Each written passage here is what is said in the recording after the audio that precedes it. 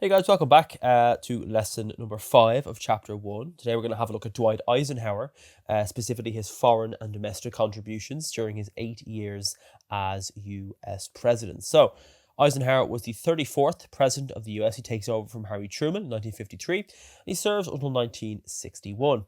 He was known to be a steady and pragmatic leader, okay? He was very kind of practical.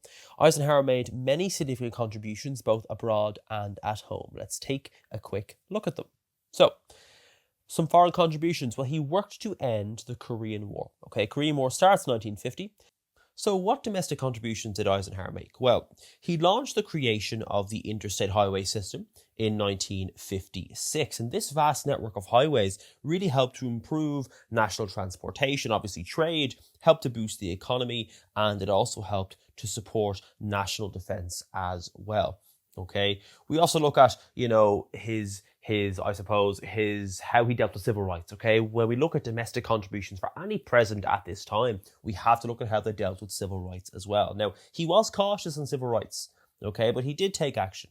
Okay, in 1957 he signs the Civil Rights Act, the first since Reconstruction, and the goal here is to protect voting rights for African Americans. He also sent federal troops to Little Rock, Arkansas in 1957 to enforce school desegregation. Okay, they're known as well as the Little Rock Nine. Certainly worth doing a bit more research on. Look at the booklet A, booklet B notes, and of course look online as well for the Little Rock Nine in Arkansas and how and why they're important in terms of the civil rights movement moving forward into the 60s as well. And finally, he helped to maintain a balanced budget. He was a very strong economic president, and he did also promote fiscal responsibility, so being responsible with your money.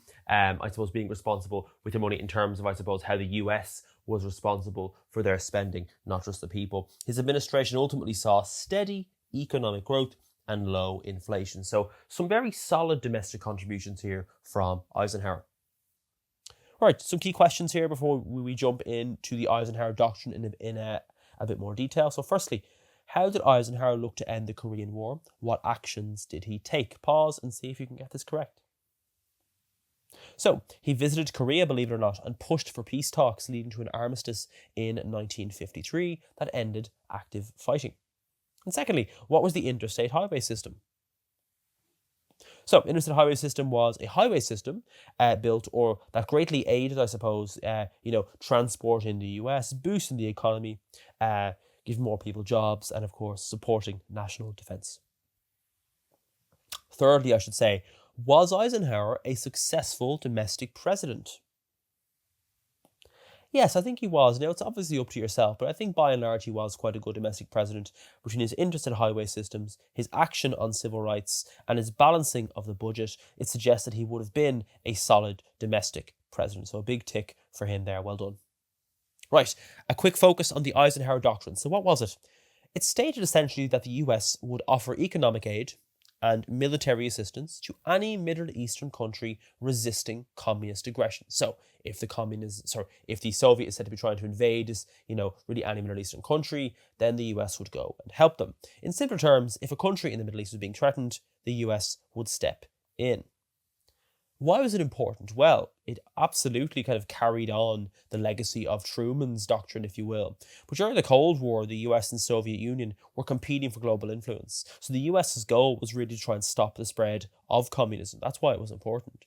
The Middle East was also a region of strategic importance because its oil resources and its location were very important. Eisenhower feared that if communism spread to the Middle East, it could greatly threaten the global stability and United States interests. He also wanted to protect these interests, okay? It was a way to ensure that the friendly governments in the Middle East would remain in power and that the region would stay out of Soviet control. So, the doctrine in action, one of the first applications was in Lebanon in 1958. The Lebanese government was facing internal conflict and feared that communists would begin to take over. President Eisenhower sent US troops to Lebanon to help stabilize the situation and support the existing government. So in that instance, that was a doctrine in action, and it was very successful in that instance. So, some key questions before we finish the lesson up. What did the Eisenhower Doctrine do? It promised US military and economic aid to Middle Eastern countries resisting communism, aiming to stop Soviet influence in those nations.